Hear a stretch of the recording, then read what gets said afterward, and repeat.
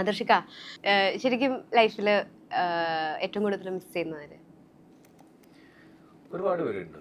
ഏറ്റവും കൂടുതൽ മിസ് ചെയ്യുന്നതെന്ന് പറഞ്ഞാൽ ഫസ്റ്റ് പറയുകയാണെങ്കിൽ ഞാനൊക്കെ കണ്ടു കുതിരുന്ന എനിക്കൊരു 16 വയസ്സ് ഉള്ള സമയത്ത് തന്നെ എൻ്റെ ഫാദർ മരണപ്പെട്ടു പോയി. അപ്പോഴൊക്കെ ആ സമയത്ത് നമ്മളിങ്ങനെ ഞാനെൻ്റെ വീട്ടിൽ നിന്നല്ല ഉള്ളത്, എൻ്റെ അമ്മാവന്മാർ ഇവിടെ നിന്ന്.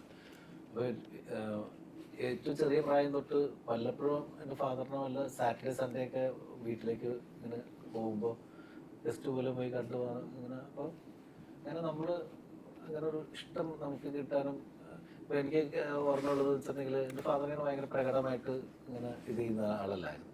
പക്ഷെ ഞാൻ ഉറങ്ങി എന്നുള്ള വിശ്വാസത്തിൽ വന്നിട്ട് അത് പ്രകടിപ്പിക്കില്ലായിരുന്നു.